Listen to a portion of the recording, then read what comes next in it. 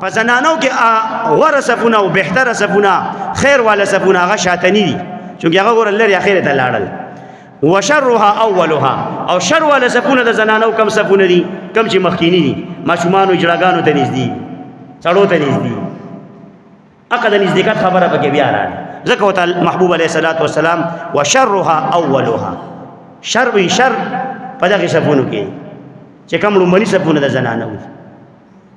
نو لہذا د دې د ثواب خبرې لراشه په لومړنو صفونو کې ثواب چې کم ملاویږي سړو ته په صف کې که نه دا په شاته صفونو کې هغه شان نه ملاوي او تاسو ټول شاته زور کوئ تکړه شی کوئ جنت کې هم شاته کېږي مخکې به لاړ نه شي جنت ته نو د دې خلکو نه چې کوم صف ته مخکې زور کوي په ښه کار کې تاسو په شا زور کوئ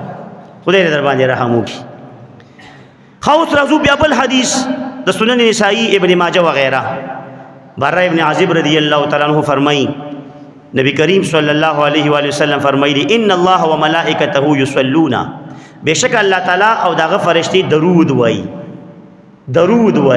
اللہ کا چاہ بانے درود وائی علی الصف المقدمی پر امانی صف والا اس پا دیڑ امانی صف والا درود شروع لے چار طرف پہ درود شروع لے دا رب العالمین دا طرفا دا پرشتو دا طرفا شاعتا زور کوئی شاعتا ځکه چې تاسو په درود سره تاسو خدای الله تعالی درود نه دی پکار تاسو خدای پرشتو درود نه دی پکار که پکار خو 15 منټ مخکې براغلی وي نو منی صاحب کې برته ځای ملو شي تاسو خو پیسې خو خيري د دنیا منډې خو خيري د بچو نم زړه نه کیږي صفه حقیقت هم ده بس بیبي د ډیره یادې کې چې د کور راوځي جمعه ته راوځي نو 15 پیره پشا ګوري بیبي د چیرې بجلی ونه نشي یا مړ نشي سو نقصان نشي بل کولم بیا ګران کار دی یار دا کوم دا حقیقت دی دا زما په ځل کې تیریږي تاسو په ځل کې هم تیریږي کوشش کوي لومړني سب لراځي په لومړني سب د الله تعالی او دغه د فرشتو درود وای درود رحمتونه نازلې الله تعالی